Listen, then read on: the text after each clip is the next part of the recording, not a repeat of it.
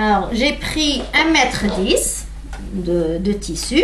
Donc, voilà. Alors, ça, c'est la lisière. Donc, comme j'ai deux, il faut que je coupe en 2 fois le dos et 2 fois le devant. Et comme c'est symétrique, je mets mon tissu en 2 dans le sens de la lisière. Bien comme il faut. Il ne faut pas que ça dépasse. Voilà. Et je mets mes patrons dans ce sens. Voilà.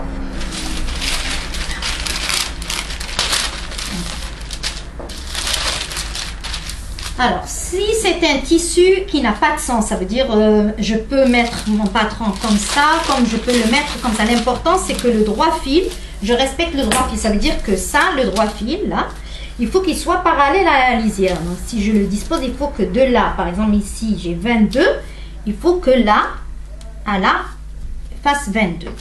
Je laisse un peu de marge puisque le patron fourni, il n'y a pas de valeur de couture. Donc, c'est à moi de rajouter des valeurs de couture. Donc, je vais rajouter 1 cm en haut, ici 1 cm. Mais sur les côtés, je vais rajouter 1,50 de là et là. Et après, en l'assemblant, il faut que je respecte, en valeur de couture que je vais prendre, il faut que je respecte, si j'ai pris 1,5 cm de valeur de couture, il faut qu'en couture, j'enlève 1,5 cm. Donc là, je peux les faire chevaucher pour gagner plus de tissu. Donc voilà, par exemple. Donc ici, j'ai pris 22. Ici, presque 22. Ici, je garde 1 cm pour le haut. Et je peux épingler. Je vérifie. J'épingle. Alors, quand j'épingle, je ne soulève pas le tissu. Je le soulève à peine, sinon je le déplace. Je décale. Voilà.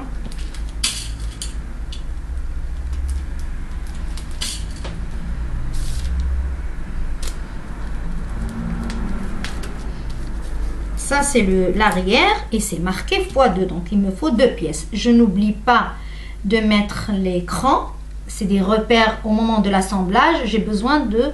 Il faut que celui-là coïncide avec celui-là. Comme ça, je n'aurai pas de surplus pour rien. Donc là, celui-là, pour être sûr aussi, il faut qu'il soit parallèle. Donc soit je prends parallèle là ou ici. Ici, j'ai besoin d'1 centimètre pour le haut. Voilà. Donc ici, il y a 27,5 et ici... Non. Donc là, voilà, il faut que je laisse, on a dit 1,5 cm entre celui-là et celui-là, il faut que je laisse de la marge. Donc ici, je suis à 25, donc il faut que là aussi, très bien, 25, j'épingle.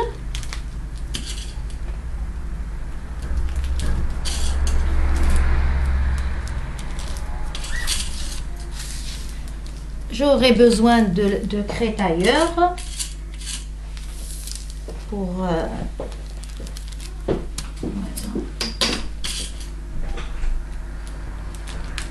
alors ces 2 petites pièces, je les laisserai en dernier. Là, je ne suis pas obligée de suivre le sens du pantalon, hein, parce que ça va être à l'intérieur et c'est juste pour finir. Donc je peux les mettre ici, sauf que celui-là, il est au milieu d'eau, donc il faut milieu, ça veut dire que au pli, il faut qu'il soit à ras-bord du pli. Sinon, si je le mets un petit peu plus tordu, il va rajouter ça va être un peu plus grand. Donc celui-là, je le laisse en dernier. Donc voilà, on a dit ici, voilà, je rajoute 1 cm et ici, sur les côtés, je vais rajouter 1,5 cm. Voilà. Et l'ourlet 5 cm. Donc je marque ici et je mesure 5 cm. Voilà.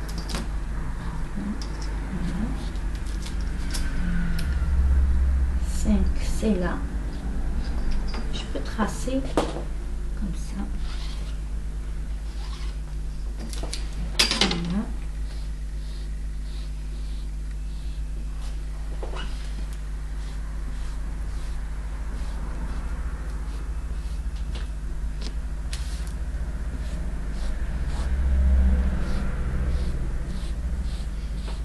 Alors, surtout deux il faut pas les oublier. Voilà. Ça, il y avait il y avait deux plis, donc il me faut les deux repères là. Et il y avait un ici sur la hanche. Et ici, je marque là la pince. Ça veut dire que d'ici à là, et il faut qu'elle s'achève ici en pointe là.